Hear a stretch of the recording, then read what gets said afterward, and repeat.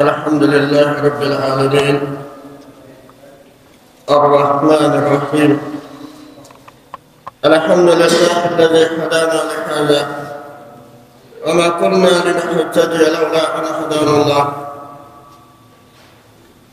الحمد لله الذي أرسل رسوله بالهدى ودين الحق ليظهره على الدين كله وكفى بالله شهيدا ونشهد أن لا إله إلا الله وحده لا شريك له وأشهد أن محمدا عبده ورسوله صلى الله عليه وسلم وعلى آله وصحابته والتابعين لهم بالإحسان إلى يوم الدين سبحانك لا علم لنا إلا ما علمتنا إنك أنت العليم الحكيم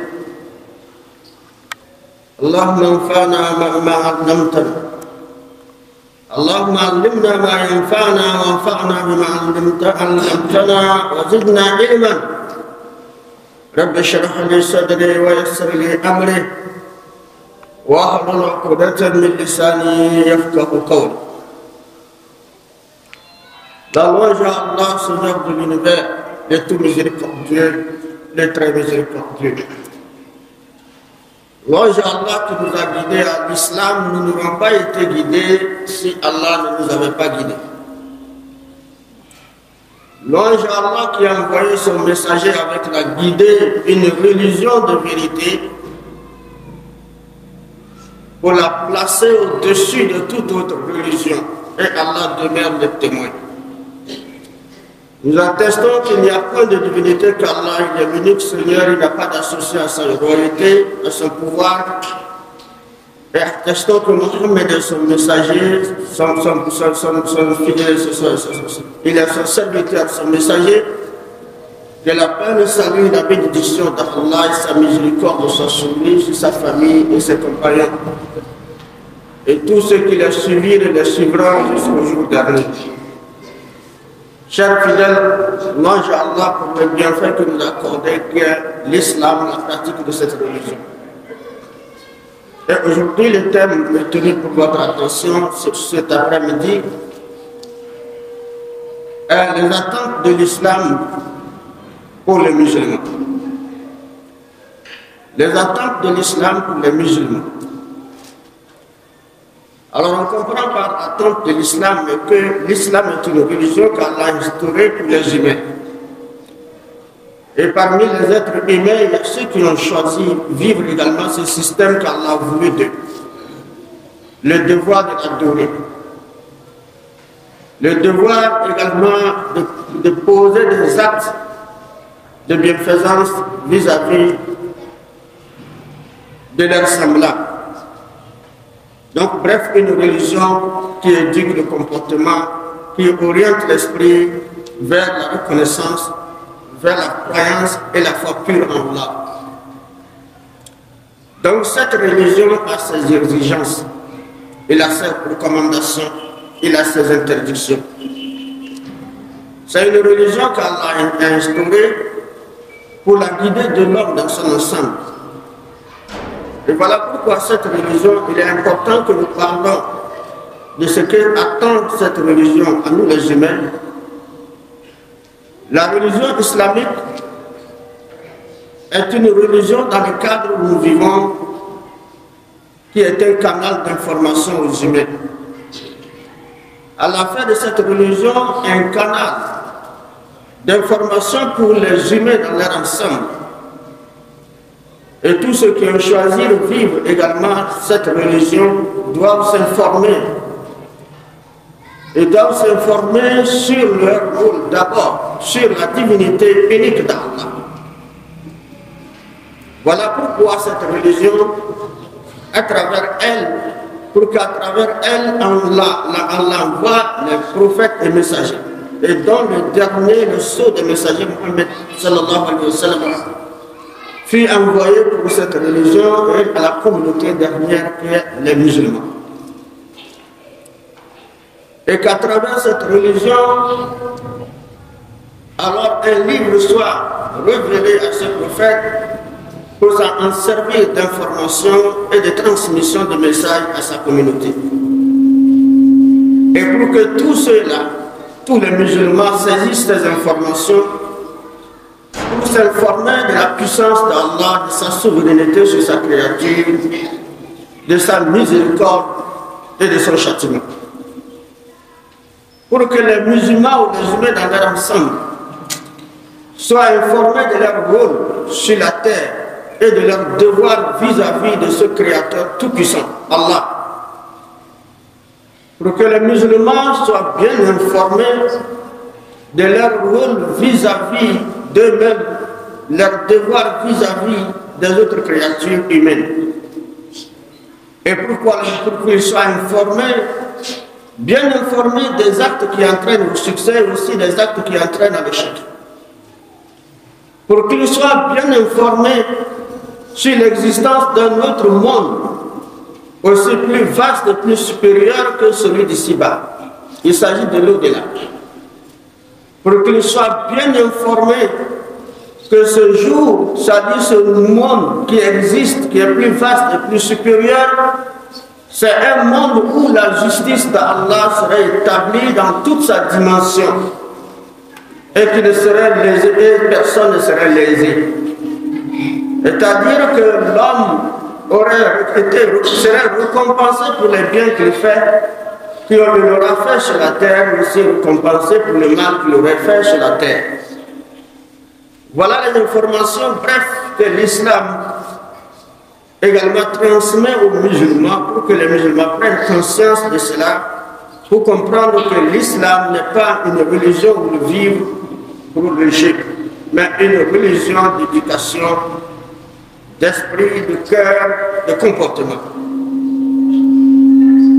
C'est pourquoi il faut rappeler aussi, malheureusement, que dans cette communauté musulmane, il existe des musulmans qui ont fait bon usage de ces informations et donc ils ont compris que leur devoir n'est autre que la reconnaissance d'Allah, accomplir des prières, des devoirs religieux tels que les prières religieuses et autres. Et aussi ils ont compris que ces informations ne les exigent que d'avoir un bon comportement et caractère vis-à-vis de leurs semblables, les humains.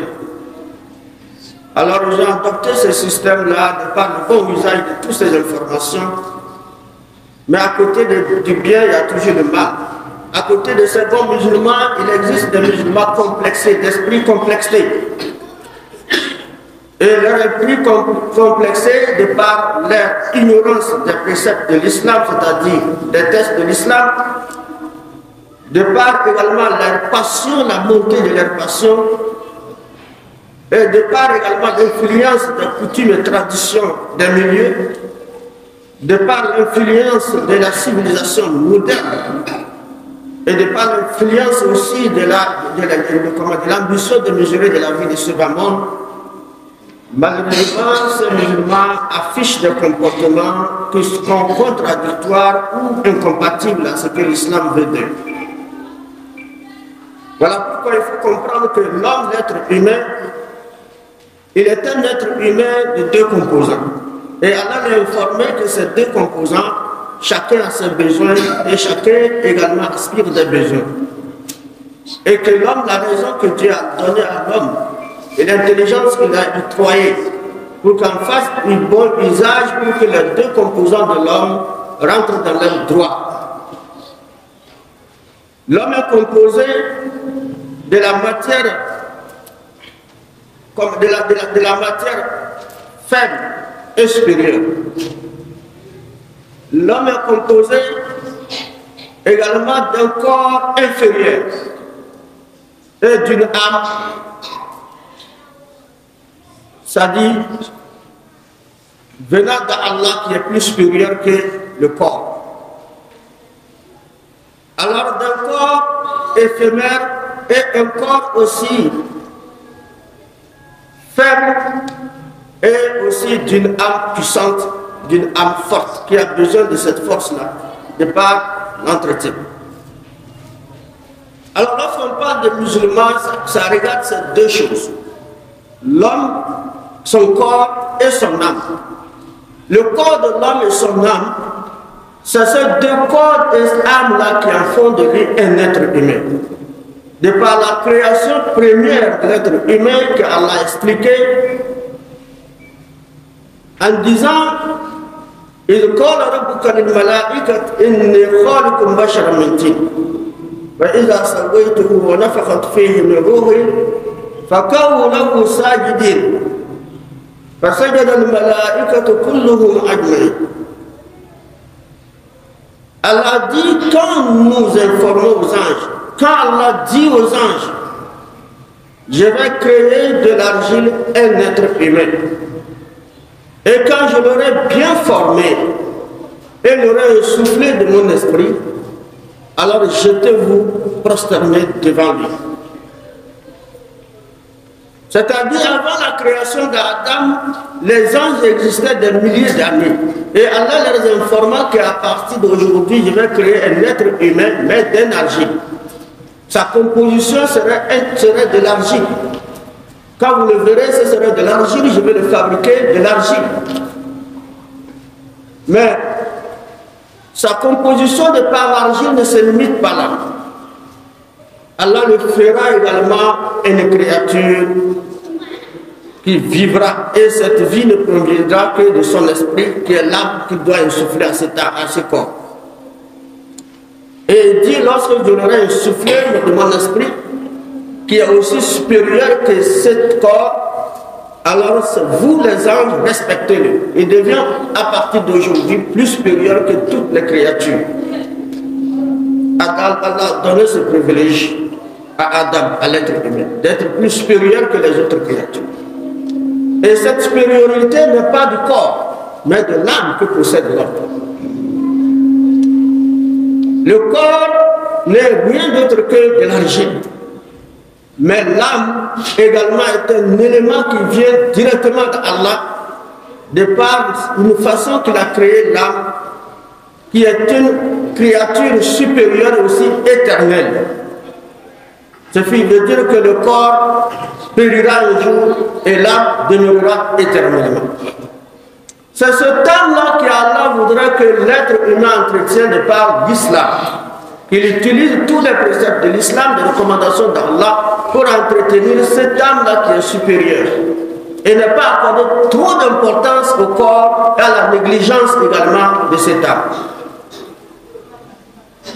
Pour la plupart des gens qui ont compris ce message, ils ont compris que leur âme a aussi besoin d'entretien.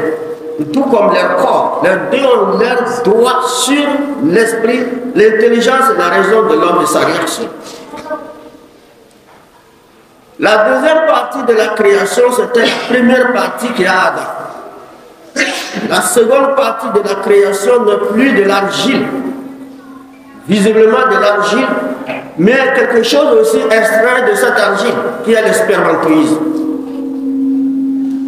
Alors l'homme sème quelque chose sous la terre, et la chose pousse en faire de la nourriture, et il consomme, Allah transforme ce qui est sorti de la terre en spermatozoïde, qui est aussi une terre, mais d'une façon différente que la terre directe.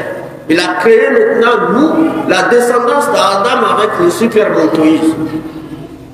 C'est pourquoi il informa وَلَقَدْ خَلَقْنَا الْإِنسَانَ مِنْ سُلَالَةٍ مِنْ طِينٍ ثُمَّ جَعَلْنَاهُ نُطْفَةً فِي قَرَارٍ مَكِينٍ ثُمَّ خَلَقْنَا النُّطْفَةَ عَلَقَةً فَخَلَقْنَا الْعَلَقَةَ مُضْغَةً فَخَلَقْنَا الْمُضْغَةَ عِظَامًا فَكَسَوْنَا الْعِظَامَ لَحْمًا ثُمَّ أَنشَأْنَاهُ خَلْقًا آخَرَ فَتَبَارَكَ اللَّهُ أَحْسَنُ الْخَالِقِينَ ثُمَّ إِنَّكُمْ بَعْدَ ذَلِكَ لَمَيِّتُونَ ثم إنكم يوم القيامة تبعثون.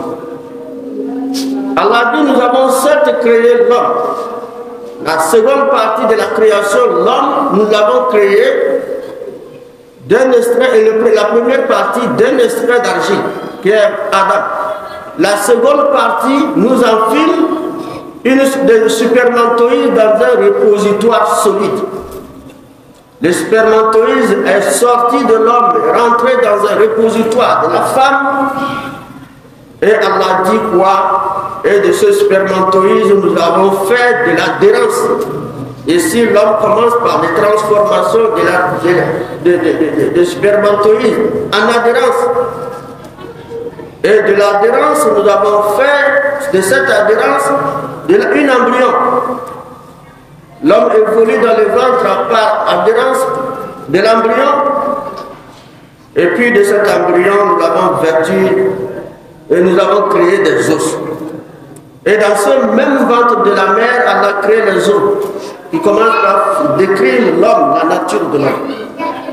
Et de ces os, nous avons revêtu des chairs. Et nous avons maintenant la chair pour couvrir.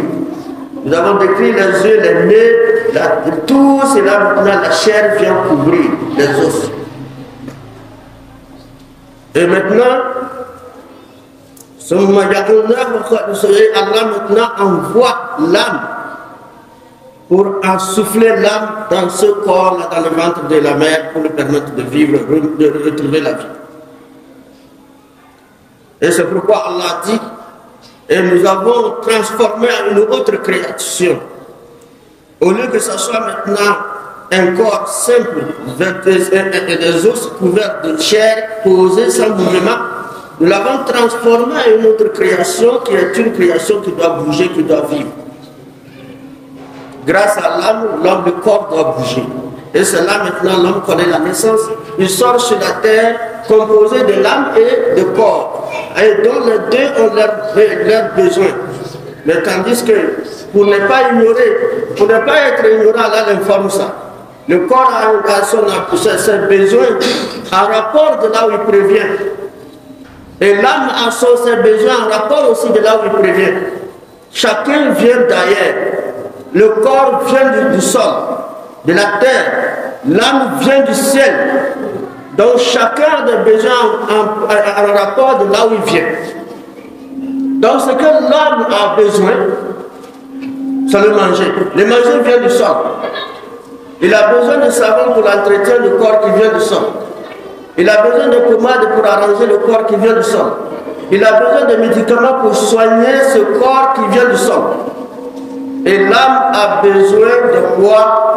De la spiritualité qui vient du ciel. On lit le Coran, ça entretient l'âme. Ce n'est pas le manger, ce n'est pas les médicaments, ce n'est pas le savon qui entretient l'âme. Mais en lisant le Coran, ça entretient l'âme, ça donne l'âme sa vie, sa santé et sa propreté. On prie, on entretient l'âme. On parle bien, on entretient l'âme. On pose des actes louables, acceptables, recommandés par Allah, ça purifie l'âme. Ça donne l'âme aussi sa meilleure vie. C'est pourquoi Allah a dit, en nous rappelant cela, Kad aflah man zakaha, wa qad khaba man dassaha. A reçu certes celui qui la purifie et a perdu certes celui qui la corrompt. A reçu certes celui qui la purifie par la lecture du Coran, les prières, le jeûne, le hajj, de bonnes paroles, de bons comportements, de bons caractères. La personne a réussi en purifiant son âme, il a réussi. Ici-bas et comme dans l'autre. Et est perdu certes celui qui la corrompt. Celui qui a corrompt l'âme est celui qui a oublié cette âme-là. Il ne s'occupe que de son corps. Ce qui le préoccupe, c'est de manger, c'est de boire, c'est de soigner le corps, c'est de donner la satisfaction au corps. Mais quant à ce qui concerne la satisfaction de l'âme, il s'en fiche. Alors la personne est un perdant dans ce bas monde et dans l'autre. Pourquoi? Parce qu'après tout le laps de temps que Allah vous a donné à vivre, un jour vous allez vous séparer comme vous n'étiez pas ensemble. Les deux composants qui font l'homme vont se séparer. Et c'est le jour, et ensuite vous mourrez. Et la mort vous sépare. Le corps était là, sans mouvement, sans vie. L'âme est venue pour lui donner la vie. Un jour viendra où Allah va envoyer l'ange pour aller sortir cette âme-là de ce corps et ramener vers le Seigneur, et ce corps reste maintenant sans bouger. Tout ce que vous faites, il ne peut plus bouger, parce que celui qui le fait bouger n'est plus là. Et c'est celui qui te fait bouger que tu négliges. L'âme. Celui qui nous fait bouger, c'est ceux-là que nous négligeons, nos âmes. Le corps périra, l'âme restera éternellement. Le corps périra parce que après la mort de l'homme, on l'enterre. Quand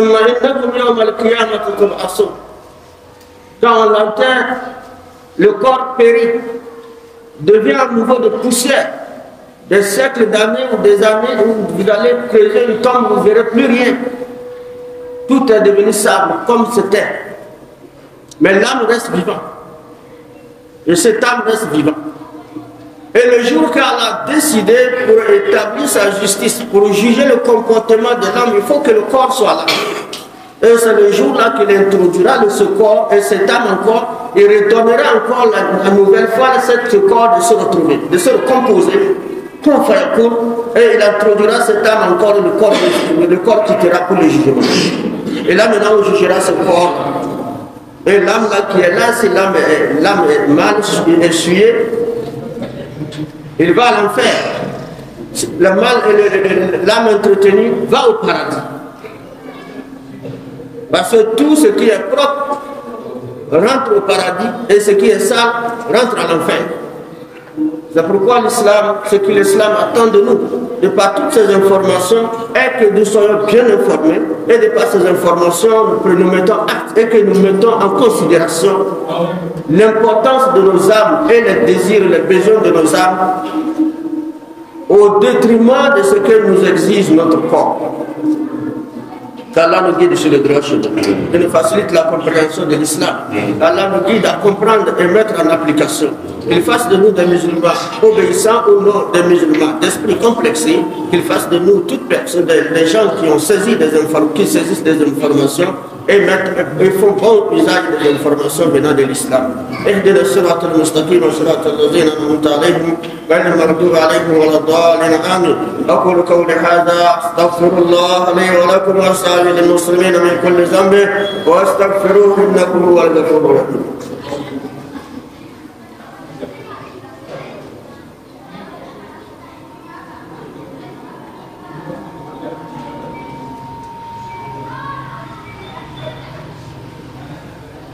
اللهم صل وسلم على عبدك ورسولك محمد صلى الله عليه وسلم وآله وصحبه وسلم تسليما كثيرا. Allah nous facilite la compréhension de sa religion. Et ensuite, nous devons nous rappeler l'importance de cette vie.